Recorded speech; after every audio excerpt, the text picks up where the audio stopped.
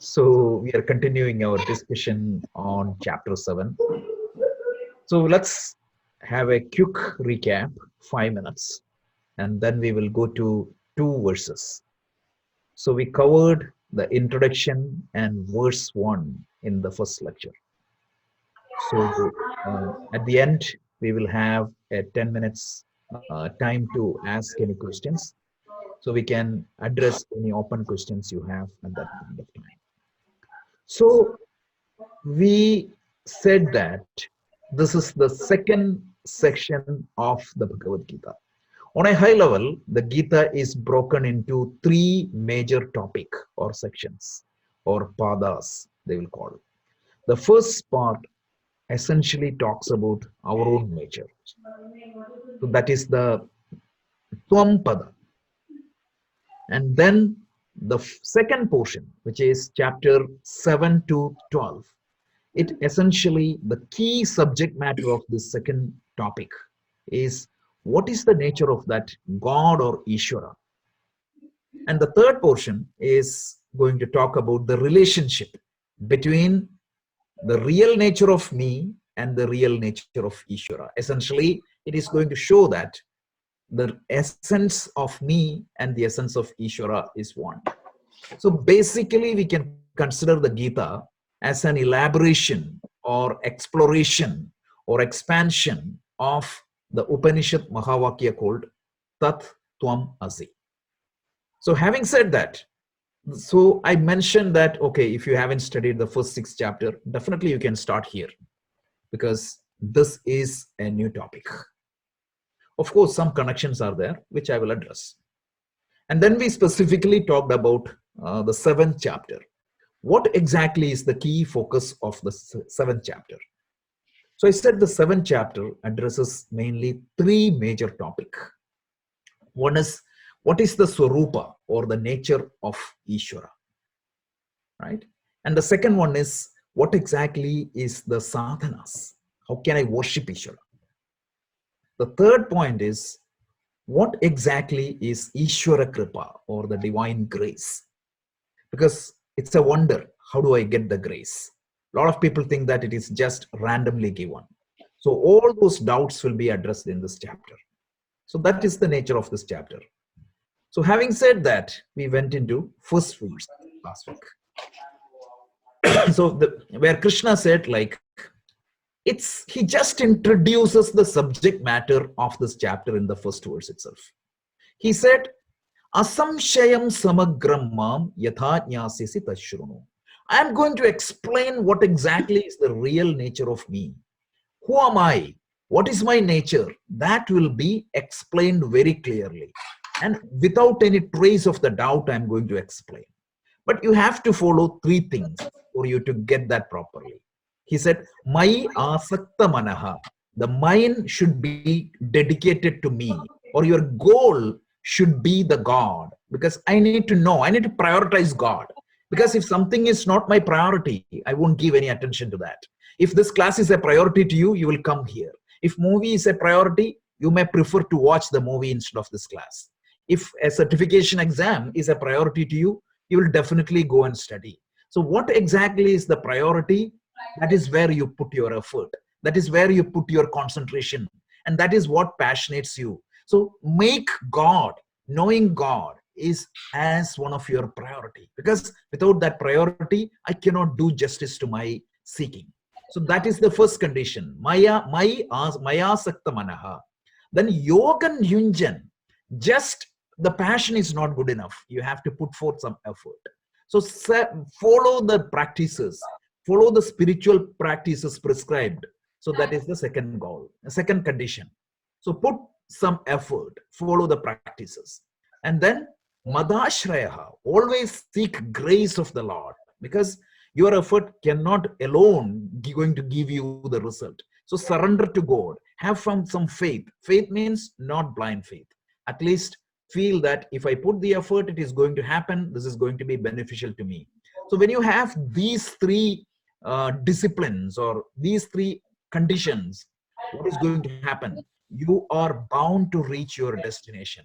Samagramam, I'm going to give myself completely. I'm not going to hide this and give you a few information, not at all. I'm going to give you my nature completely. So this is what we saw. Brilliant introduction, the brilliant way to introduce the chapter. Any questions? You can ask questions, means you can talk. So interactions is always good. Okay, so with that, we can go to the second verse. So the second verse, the theme is Jnanam and Vijnanam. So this is the theme. What exactly is the difference between Jnanam and Vijnanam? We means in our colloquial language, there is a meaning, but what exactly Krishna means? So that's what we wanted to see. So let's listen to the chanting. Jnanam teham savijnanam idam vakshamya sheshatah yajñātvā neha bhūyonyat jñātavyam avasishyate. Jnanam. So Krishna tells Jnanam teham savijnanam idam vakshamya sheshatah yajñātvā neha bhūyonyat Jnātavyam avashishyati. Jnātavyam avashishyati. It's very interesting. So he introduces two terms in this particular verse. One is called Jnanam, the other one is Vijnanam. So let's see the literal meaning, and then we will see the deep meaning of this verse. So he tells Jnanam teham savijnanam. Jnanam means knowledge. Vijnanam means the experience. Initially, whatever you get is a theoretic knowledge. Secondary knowledge is what? That knowledge is already part of my experience. If I know that there is a place called Gangotri, that's a theoretical knowledge. I know that beautiful flow of Ganga is there. There is a wonderful waterfall. There is a temple of Ganga. You can always, means I can describe that to you. Definitely you got some knowledge. But that is a theoretical knowledge. But when you go there, when you see there, actually that's a different experience. So that experience, which is an indirect knowledge, that is known as Jnanam. And Vijnanam means an experience which is cemented based on your own experience. So Krishna is going to tell that what I'm going to teach you now is not just the knowledge alone, theoretical knowledge about the God, but I'm going to explain you how you can experience that knowledge. So Jnanam along with the Vijnanam. So knowledge along with its experience, I'm going to explain to you. Then idam vachyamya sheshataha. This I am going to explain. Idam, this I am vachyamya. I am going to explain you. Asheshataha, meaning completely. I'm going to explain the nature of the God completely to you because I'm talking from my experience. I'm not talking from a theoretical knowledge. I'm not reading a book and explaining you what is God. Not at all. I see that in front of my eyes and I'm going to communicate that to you. And if you practice properly, you will also be able to experience that in this life. That is what Krishna tells. Idam vachyamya sheshataha. Then he tells, yajñātvā neha bhūyonyat, meaning knowing that, meaning if you know the nature of that Ishvara, nothing more here is more, means remains to be known. That is what he said. Jnātavyam avashishyate. There is nothing remains to be known because you are going to get the most highest knowledge that is required because you seek knowledge for gaining something, right? So it means you study physics to understand the laws of the nature. So when you know the nature of Ishvara, you understand everything. And that knowledge is capable of removing all your sorrows. So in summary, Krishna is going to tell me that I'm going to explain you both the direct as well as the experiential knowledge about Ishvara. And I'm going to explain you completely. And please know the value of this knowledge. This is not a simple mathematical knowledge which has application only at your work. No, What I'm going to explain you has application 360-degree in your life. You don't need any other knowledge for gaining something, because you will get the complete security and complete happiness through this knowledge. So let's explore a little bit further. So direct and indirect knowledge.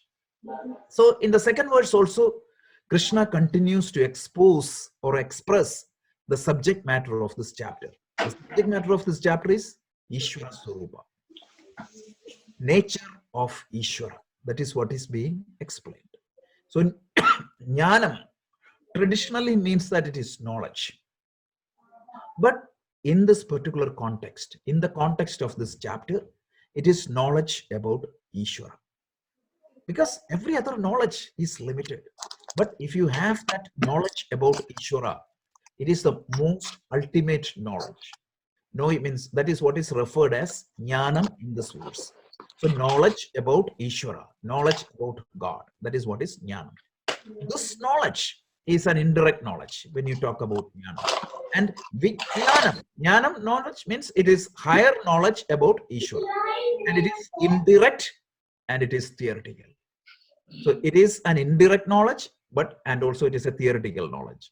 That is why Krishna calls out the second word called Vijnanam, meaning the direct experience of knowledge. That is Jnanam. So the direct experience of Jnanam is known as Vijnanam.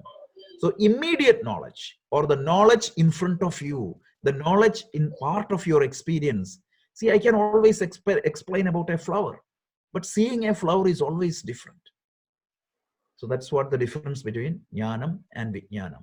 See, in the 19th century itself, the world we knew about theoretically we knew about electricity, but only in 18th century, I don't remember, but it took almost 50-60 years.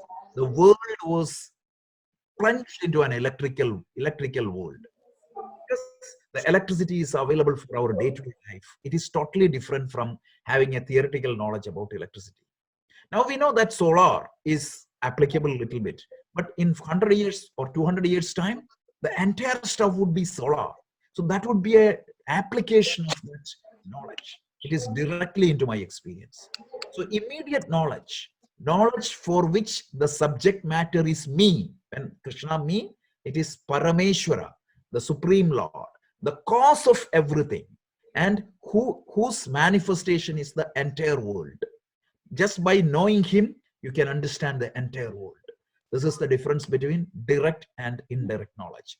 So one of the key topic mentioned in this verse or covered in this verse is this. One is direct knowledge, which is Jnanam, and the second is indirect knowledge, which is Vijnanam. So this is what the two topics. And Krishna tells, right? For me, this direct knowledge is a reality. As I explained earlier, when I talk, I'm talking from book. It's not a direct knowledge for me. But when Krishna speaks, what he is seeing, what he is telling. He's talking about his experience. It is not that he has read somewhere and he is explaining that to Arjuna or to us. He's explaining what is in front of him. Something that he sees. It is not merely what I heard. It is something that I see clearly.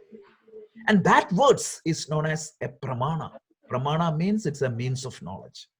This has the capacity to produce the same knowledge and the same vision in us. That is what Shankaracharya tells. The words of Krishna is so powerful. If you dedicate yourself into that, it is capable of generating the same vision in us. So that is very powerful.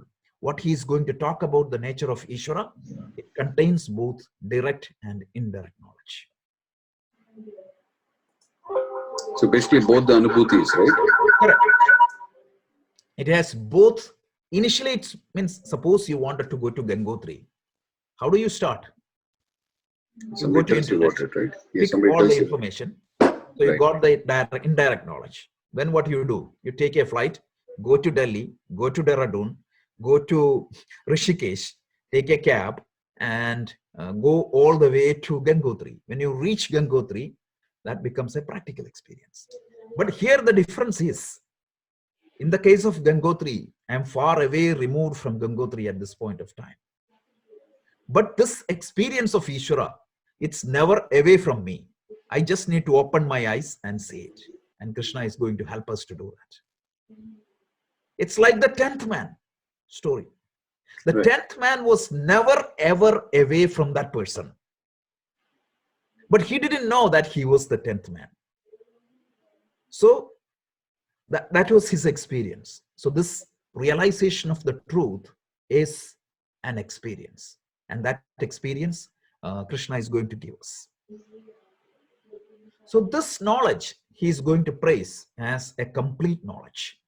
Just to highlight the importance of this knowledge, he's saying that knowing this, there is nothing else to be known. That is what Krishna is telling. This knowledge is going to make us free from all the sufferings. That is the promise given to us. Because right now, means I already talked when I was talking about the second chapter. What exactly is the problem Krishna is trying to address? Krishna is not trying to address Arjuna's specific problem in the battlefield. If Krishna was addressing Arjuna's specific problem in the battlefield, he could have just solved that Mahabharata battle. He could have taken over as the commander-in-chief and he could have destroyed all the Kauravas. That would have been good enough. But he's addressing a different problem.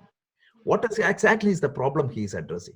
He is addressing a problem that we all are subjected to sorrow. We all are subjected to sorrow, and that is what he is addressing. So this knowledge is going to help us to get away from all these sufferings. And Shankaracharya, in his commentary for this verse, he tells, knowing this nature of Ishvara, there is no longer anything to be known or in order to achieve anything, because this knowledge is a complete knowledge. So recapping, this chapter has two points Krishna mentioned. One is, I'm going to give you an indirect knowledge, starting with an indirect knowledge, and then I'm going to make it a direct knowledge. An paroksha anubhuti is converted into an aparoksha anubhuti. Second thing is that this knowledge by itself is complete. There is nothing more to be gained if you get this knowledge. So having praised it, he goes to the next verse. And in this verse, he's going to talk about the rarity of this knowledge. This knowledge is not readily available. It is not an easy knowledge. And it is not easy to gain also. Manusyanam sahasreshu kaschid yatati siddhaye yatataamapi siddhanam kaschin mam vetti tattvataha. Manusyanam sahasreshu kaschid yadati siddhaye yatataamapi siddhanam kaschin mam vetti tattvataha. So, interesting point, right? So Krishna tells, oh, sorry, I didn't copy that properly. Manushyanam sahasreshu. Out of thousands of people striving for this knowledge, a rare one person may achieve this. Manushyanam sahasreshu. Out of 1,000 people who is striving for this. Kaschit yatati siddhaye. Only a few people are exposed to this knowledge, teaching. There are thousands, I'm going to explain this in detail. And then he tells, out of the thousands of people striving, only one may come to me in its entirety. So this is very interesting, right? Among thousands of people, a rare person make effort for knowing me. Even among those making effort, only a rare person come to know me properly. So we can shut down the computer and go back, right? That's what he's telling. So no, it's not that. So let's see. So he tells, the glory of this knowledge, what you are trying to seek is not an ordinary knowledge. See, why you keep something very precious? When you buy an expensive diamond, why do you keep it very secure and safe? Because it's very expensive. It's value. very dear to you. It's value, right? It is because Right. it's a value. Right. So like that, Krishna is saying that what you're doing right now or seeking right now, it's extremely valuable. He talks about the glory of this knowledge because the attainment of vijnana or the direct experience as defined in the previous verse is extremely rare. Why? Because it is extremely powerful and it is the greatest goal in life. So that's what I put as sentence. The statistics of this success on this path may sound forbidding for an ordinary person, but this is not to point out that it is impossible. It is going to say that this knowledge is not, it is a rare knowledge because by default people are not tuned towards this knowledge. That's all it tells. So I'm going to explain this a little bit further. So this rarity of this knowledge, the difficulty is the uniqueness of this knowledge. So typically what happens, then there are two aspects you need to consider. One is this knowledge is very rare. It is not easily accessible. Second thing is, even if it is accessible, you need to be prepared to get this knowledge. If you are prepared and if you get access to this teaching, it is not difficult at all. And the preparation is the difficult part. Knowledge is not the difficult. So that is what it is. So don't think that you cannot achieve. The very fact that you are sitting here and listening itself is going to make you eligible for that. So please don't have that conclusion that this is, oh, it's impossible. So let's understand this verse properly. So first let's start with the rarity of the human life. Among thousands or millions or billions of living beings, one perchance is born as human being. The human birth itself is so precious. Look at the life of an ant. Look at the life of an animal. Look at the life of a tree. All of them are living beings. But we are so privileged, right? The animal do not have much thinking capacity. It just act as per the programming. So if I born as an animal, I'm bound by the nature's programming for my progress. See, a cow, how the cow get matured? The cow do not have to make any special effort. Just eat the food, it will grow. That's it. Whereas the human being, along with aging, there is another factor which is completely in my hand, which is called growth. One is called aging, the other one is called growth. Every day on your birthday, contemplate.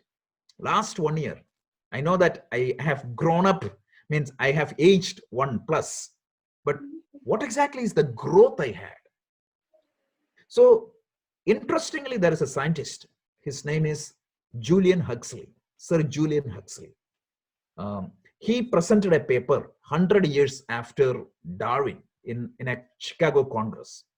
He calls out something very interesting in that paper.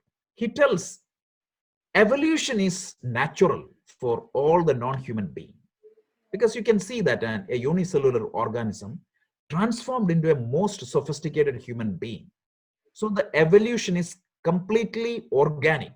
You cannot accelerate that evolution. Whereas in the case of a human being, he can choose how quickly he need to grow. So he tells that there is a second stage of evolution, which is known as psychosocial evolution. Psychosocial evolution. This is what he tells.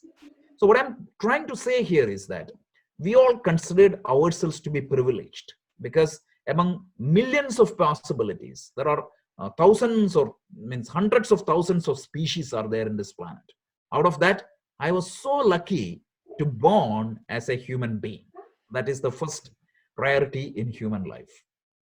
Because in every other life, you do not have to have the freedom to choose the path you want to follow, right? If it is a cow, its life is already programmed. If it is a tree, its life is already programmed. Whereas as a human being, I can choose what to seek. So that is rarity of human life. Second thing is, once you get the human life, this means how many people strive for this self-perfection or knowing Ishvara? Look at the masses. See, the next rarity is we found some value in the spiritual life, because out of millions of people, only a handful of people might be interested in trying to evolve further. The very fact that we all are sitting here and studying, it shows that we are wish to swim upstream, because typically the current of the mind is completely opposite to this nature. This is one reason Krishna is saying that it's not easy. Majority are quite happy with the flow of life downstream. Okay, today my mind wants like movies, I'll go for it. I'm not saying that there's nothing wrong in that, but they don't see any value in the self development and self growth. Only a few disciplined people, they find some value in the spiritual teachings. They will study scripture, they will try to understand and grow their life. That is the second thing. So first thing is, the human life itself is rare. Second thing is, even if you are a human being, the interest in this topic is rare. Now the third thing is what? Even if you have interest, the third level, how many people succeed? See, getting exposed to the scripture properly is very difficult. I know that difficulty, because when I was initially interested, there is no proper way to study this. If you really look at all these books, the so-called, Dayananda Swamiji always used to say these paperbacks. These paperbacks will confuse you like anything. At Geeta or Upanishad, it has to be explained, keeping your foot on the traditional teaching. The greatest asset we have in our culture is this teaching methodology. We call it as sampradaya, which allows you to unfold the teachings of the scripture in a very systematic fashion. And lucky are those people who are exposed to such teaching. It took almost 12 years for me to get into that level, right? I was going here, there, everywhere, and completely get stuck. So identifying a teacher who can explain this in a systematic way is very rare. So imagine thousands of people are interested in this. But if you take a book, it is not properly explained this. So you need to get exposed to that teaching. That is number one.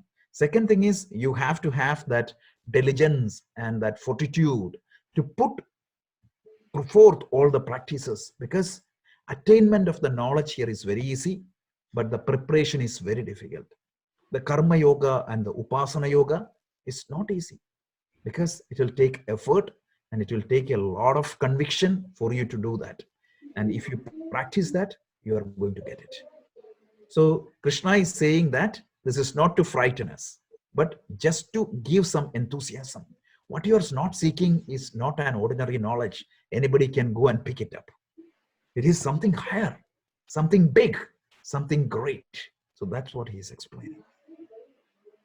So this is the essence of the second chapter, meaning the verse 2 and 3. So Krishna tells, the first thing he tells is, I will teach you the complete knowledge about myself.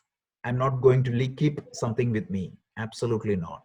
Then he tells, there is nothing else to be known once you know this. And then he tells, this knowledge is not an easy knowledge. Because sometimes what happens, if you want to know a flower, there are only two conditions. The flower should be in front of me and I need to open my eyes. When I open my eyes, I see the flower and I get the knowledge. Here, gaining eligibility to see this knowledge is the most difficult part. For that, you have to do this karma yoga and upasana yoga, which we are going to explain this a little bit later. But the preparation for this knowledge is difficult. So Krishna explains the difficulty or the rarity of this knowledge. I would rather use the word rarity rather than the difficulty. So he tells, among thousands of living beings, only one perchance is born as a human being. Then among thousands of living beings, one perchance get exposed to these teachings properly. And among those who get exposed to this teaching, right, one perchance may come to know the Ishvara properly. But that doesn't mean that this effort is going to be waste. Whatever effort you are going to do, it is going to help you later point of time. Again, the first three verses I would consider it as indirect introduction of the chapter. Krishna is saying that this chapter, I'm changing the subject from you to me. The subject matter is going to be Ishvara. When I say the subject matter is Ishvara, this subject matter is going to help to understand Ishvara properly. So for that, I need to follow 3 disciplines I explained. You have to have some value for this teaching. Maya Sakta Manaha. Then you have to put effort to practice the spiritual practices. Yogan Yunjan Madash. Yogan Yunjan. You have to practice the yoga. Yoga here means spiritual disciplines. And then you have to get me, means you have to surrender to me, or you have to get connected to me, or depend on me, or you have to have some faith on me. So these conditions. And then the second verse he tells, I'm going to explain you both theory and practice. I'm going to give you the complete knowledge about myself, and knowing me, you don't have to know anything else further. And then he tells, this knowledge I'm going to teach you is not an ordinary knowledge. It is the most extraordinary, valuable knowledge. And it is among thousands of people, one may come to know this. Okay, so that covers 2 verses. Any questions? Any topic you want to discuss? We can do that now. I just want to thank you because you just said, you took you 12 years to accumulate all these information and, and bring it in this format. We didn't have to go through all that. We basically saved 12 years. No. I didn't mean to say that way. I was just saying but, that it is very difficult to get it is a exposed. fact. But, it's all given to us in a proper formatted fashion. So it's, easy for us to understand too. So thanks a lot for that. Great. But appreciate that you are born as a human being. Second, appreciate that you are exposed to this teaching. And if out of the 3 conditions, you already met 2, and I'm sure with his grace, the other goals we will achieve. Yep, absolutely. Anybody? We have 18 people in the call, which is great. So anybody wants to ask any questions, or it's not just me. I always say that I'm not a master. So anybody wants to share their wisdom on these verses, please feel free to discuss.